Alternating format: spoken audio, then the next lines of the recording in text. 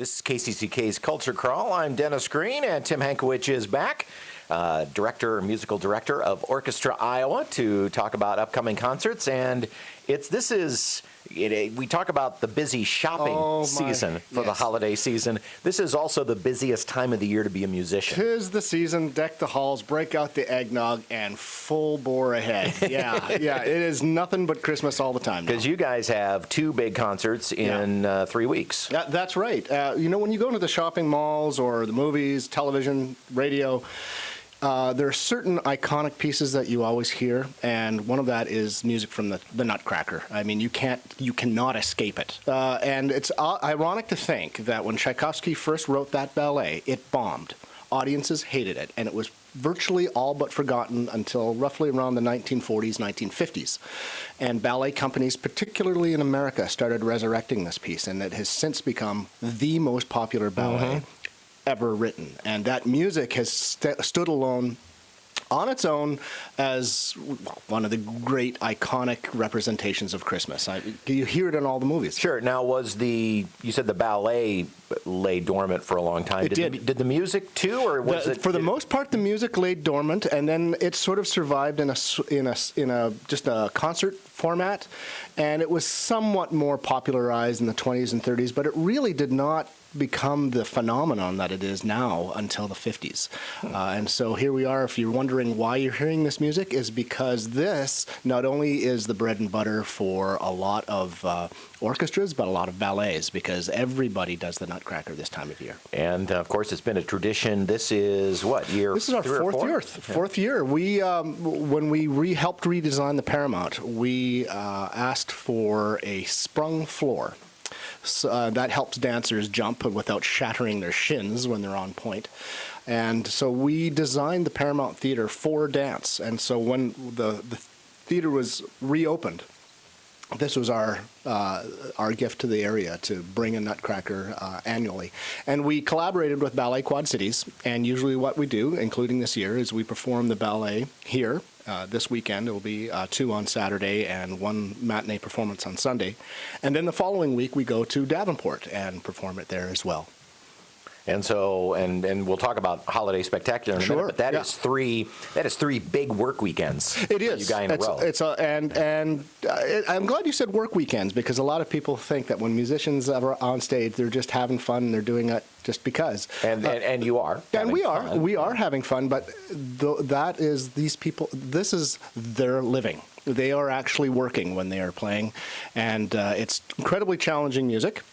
But it's also a great way for people like me to find work for these incredibly talented artists. And, of course, we mentioned this is the collaboration with Ballet Quad Cities. Right. So we'll be having them again for having them here in Cedar Rapids, and then you'll go to the Adler and perform with them again. That has been a great partnership. It's been a great partnership, because a symphony orchestra can't afford a ballet company, and a ballet company can't afford a symphony orchestra. But when you pool your resources and you share each other's audiences, then you can create an art form bigger than the sum of its parts, because we're able to cover all of our costs, they're able to cover all of their costs, and as a result, the communities win. They get a better product. Well, because I know that a lot of times during their other parts of their season, they're performing to tape music. Yeah, a CD player is or an MP3 player is a lot less expensive than a 50 or 70 person symphonic orchestra. But when you experience ballet the way it's supposed to,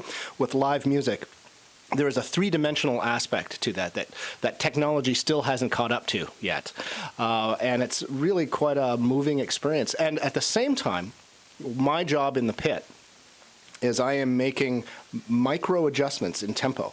When I can tell if a dancer is maybe not going to make their lift in time, or they're going to get there faster than expected, I can change the music just enough to tailor what's going on stage. You can't do that with a recording, which is completely immovable. Sure.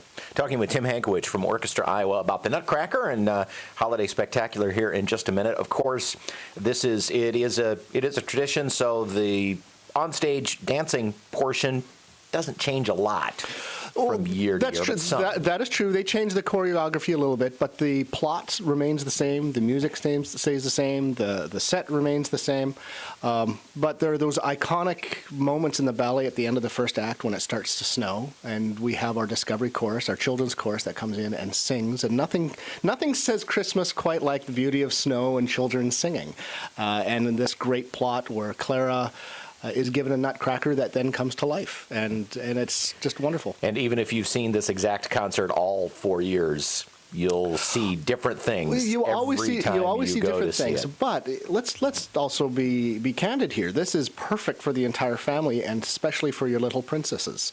It is so great seeing these young kids in the audience experience this art form at a high level, and seeing them just decked out to the nines, lots of tiaras, and it's just really, really fantastic. And so I think it's an important tradition, and one that I'm very proud to have started here. Yeah, it is so great to have this in our community every year. Because cities twice, 3, 4 times our size do not have ballet companies, or especially ballet companies that have live music. This is a rare opportunity.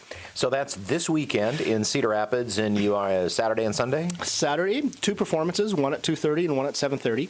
And then on Sunday, we have a matinee performance at 2:30 as well. And then if you miss it, you can see it in the Quad Cities. Go to Davenport at the Adler Theater, and again we do 2 on Saturday and 1 on Sunday. And the Adler is every bit as nice a place to perform as the Paramount. It's great. One of my favorite rooms. Around the it's stage. a lot of fun. And then so that's this weekend and next weekend. Right. And then you'd think that you'd have some time off, but no, we're going to rehydrate you and put you. That's right. Pump you full of fluids and put you back on stage for the Holiday Spectacular. So let me let you in on a secret. As difficult as the music is for the Nutcracker, it's really, as popular as it is, Tchaikovsky does not write simple music. It is very difficult. Logistically and operationally, however, our Christmas Pops program is way more difficult to pull off. A lot of moving parts. Exactly right. As an audience member, we have done our part when everything just flows seamlessly. But when you have, we have a symphony orchestra, that's sort of standard, and a chorus, that happens as well. But when you have a children's chorus, in the case we have the Discovery chorus, that makes it a little bit more complicated getting bodies on and off stage. And then we also have our usual partnership with the Espressivo String Ensemble from the Prussel School of Music. That's another organization to negotiate on and off the stage. And then when you add to that the Carolineer Handbell Choir, well, then you've got a lot of bodies to sequester backstage and move on and off. And I'm still not done, because then all of a sudden we're bringing in the Wurlitzer organ. And if you have something that you need to use bells and choir and organ and orchestra for, you just don't buy that kind of music off the shelf. You actually have to write it. Okay. And this is how you spend your Julys. And this is how I spend my Julys. Exactly. And then to spice things up, we have some other guests. Bruce Downey is going to be joining us on stage. We have an appearance of Santa. Dylan Asher is going to come on stage and sing one of my favorite pieces, I Want a Hippopotamus for Christmas. And Angela Billman is going to be joining us on stage. So literally all this cast of characters and this massive humanity that you have to get on and off stage in a very fluid and professional manner, it's really difficult. So musically speaking, the orchestra has a lot of fun, because it's a lot of great music to play, but it's not as hard as Tchaikovsky. But my operational staff offstage. That's right. This is where they earn their keep for the entire year. Ed Carr and Jan. Oh and my goodness! They are moving. They are working traffic. hard. Yes, absolutely. But it's all worth it, because it's a whole lot of fun. So I was going to ask you about highlights, but you've already mentioned them. We've got the Mighty Wurlitzer going to be on stage. Yes. You've got Dylan singing. You got Angela coming in, and of course all of the choruses. I love the Nutcracker, but I really love this concert just because you do just put every musical fun element that you can think of in one concert. And it's not even just the concert. It's the whole experience. What happens when you walk in through the door? Well, we have a harp ensemble playing. Okay, great. So what happens at intermission? Well, the Wurlitzer organ is going to be playing some carols as well. And so and what happens afterwards? Well, we have Santa, and to say hello to all the kids. Right. So, and there's going to be a reception There is a reception, so you can see and talk to Santa. In between the Saturday shows. Absolutely. I just saw that come across my desk. So that's very important. Again, that is yet another level of operational complexity to this incredible weekend. So to me, the Nutcracker is a lot of fun because it's just doing what I've been trained to do, which is conduct an orchestra and make it jive and meld with dance. Holiday Pops, that is a whole new level of complexity, and I stress out about this concert more than any other in the season, just because of its complexity. Well, if you can't figure out a way to get into the holiday spirit over these next couple of weeks, it is not Tim's fault. Oh, yeah. I'm throwing everything, including the kitchen sink, at this. Come on, people. So this weekend and next weekend, the Nutcracker in Cedar Rapids and in the Quad Cities, and then Holiday Spectacular the weekend of the 19th. 19th and 20th. 19th and 20th. Yeah. So again, same thing, 2 shows on Saturday. Correct. And a Sunday show. And then a Sunday matinee. Because the matinees are always a lot more convenient for families. Yeah. But that's not to say that these programs are just for kids. They're very family friendly and kid oriented, but that doesn't mean an adult can't have a whole lot of fun. Well, and okay, so I will ask you for one more highlight. We've talked about kind of the fun, the poppy stuff. Right. Give me your favorite serious musical moment. The serious musical moment that I'm most looking forward to is how we end the first half. It's a piece by John Rutter. It's from his Gloria, and it's going to feature our children's choir, the Iowa City Chamber Singers, as well as the orchestra, especially the Wurlitzer and our brass. And so it's very fanfare, very celebratory, and it's just a great way to end the half. So fun music, but also some music that is going to reach out to you emotionally. It's not just candy. There's lots of candy in there, but it's also really serious music as well. But I got to tell you, I already mentioned that we're performing I Want a Hippopotamus for Christmas. But there's also one of my favorite numbers, which is Man with the Bag, which, the K-Star classic. Yeah. And I grew up with that piece, and I love. And then literally just yesterday, I was arranging for organ, our closing arrangement of Hark the Herald Angels Sing, in which the audience is going to be singing along as well. So everybody's going to be playing full out, and I expect the audience to be doing the same. You are a part of the show, too. Yes.